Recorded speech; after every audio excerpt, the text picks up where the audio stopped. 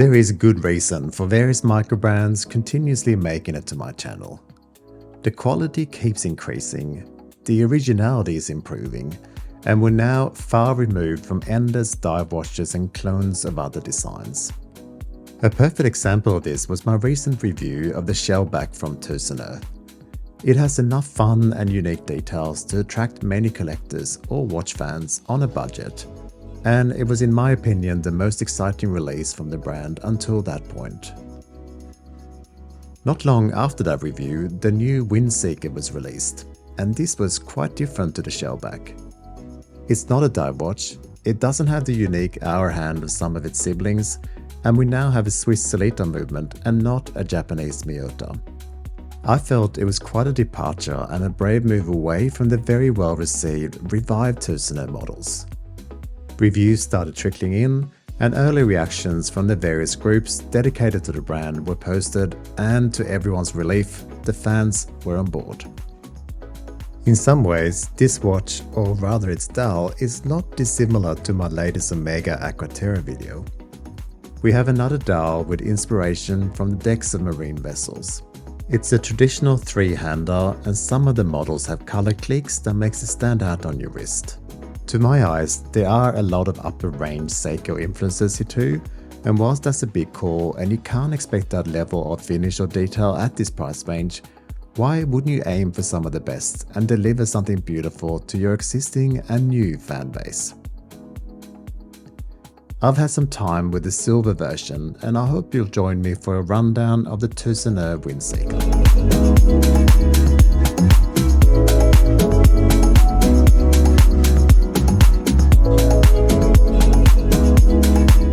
A big decision with any purchase of wrist jewelry is sizes. The Windseeker comes in at 39mm diameter, 47mm lug to lug, 10.5mm thick, and 20mm lug width. It's water resistant to 100 meters, and on bracelet size for my wrist, it weighs 133 grams. The dial is what you'll spend most of your time staring at, and subtle as these lines are, you can't miss them in any of the color ranges of silver, black, and blue. They're inspired by teak decks of classic sailing yachts, and the curved lines certainly do bring to mind the curved lines of both decks. Even if you're like me and have no interest in sailing, it's still easy to look at these lines and imagine the warm wooden deck of a boat whilst floating around the Whitsunday Islands in Australia's north. It's a nice effect that works both up close where the implementation is precise with no strange artifacts, and also from a distance where the lines form an almost globe-like 3D effect. I like it a lot. I also like the grainy texture that surrounds the lines of the main part of the dial that also contains the minute markers. It adds depth even if it's not highly visible at a casual glance.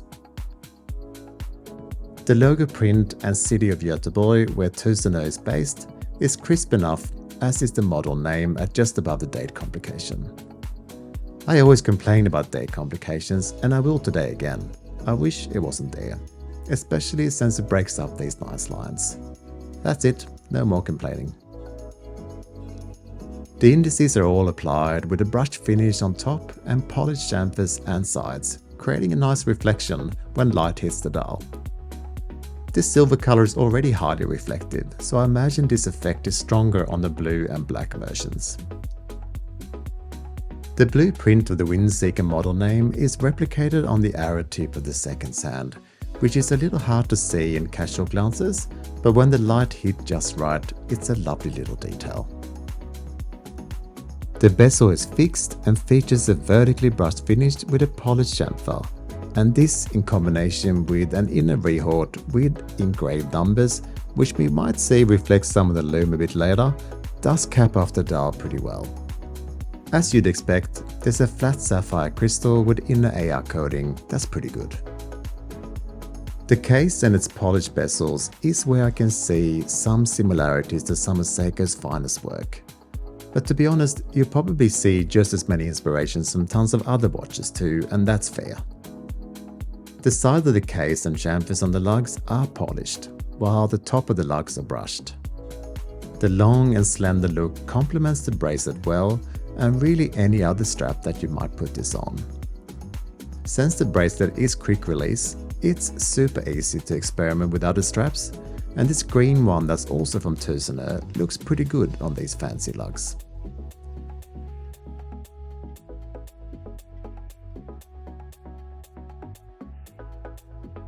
We again have a large and signed crown that's easy to grip and feels super sturdy and solid. I wouldn't adjust the time on wrist, but taking the watch off and you'll have no problems doing so.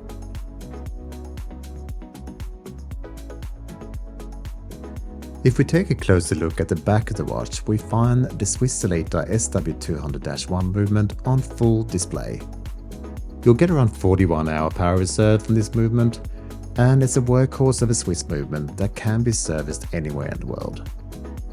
There are lots of people out there that prefer Swiss over Japanese, so if that is you, you can proceed accordingly. If you don't care either way, at least you know a Swiss movement can sometimes be a selling point should you ever move your watch along to greener pastures. The bracelet is modelled after the popular shellback design, but with polished sides and chamfers for a touch of sophistication, fitting in better with a slightly fancier model. The bracelet features a slim folding butterfly clasp, and each link is fully articulating, ensuring a good fit on the wrist. I do wish it had some better micro adjusts, but at least it's easy to adjust yourself and it looks good, does not nip any hairs, and is again very easy to remove if you want to try something different. As with all sister clasps, when your wrist swells, those push release buttons can dig into your wrist a little bit.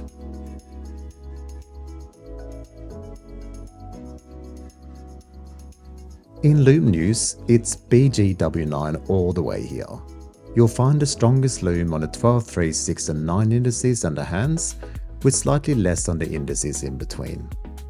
It is far from a torch, but definitely good enough to see the time in the dark.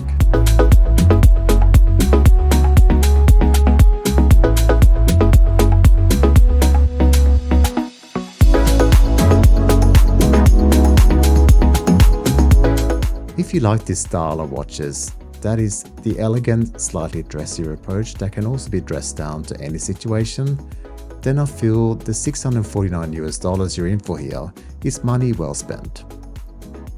It's more unique than many similar Seeker watches. You get a Swiss movement that is important to some, and you're also supporting a small micro brand out of Sweden, and that's always fun. Should you get this silver one or consider the blue or black? I quite like the effect you get from this color, where it's sometimes silver and sometimes white, and in darker light it can appear dull grey even. It's a bit of a chameleon, and yes, it would likely be my choice. What do you think of the Windseeker? And what would your color choice be? Let me know in the comments. Thank you again for being here, and I'll see you next time.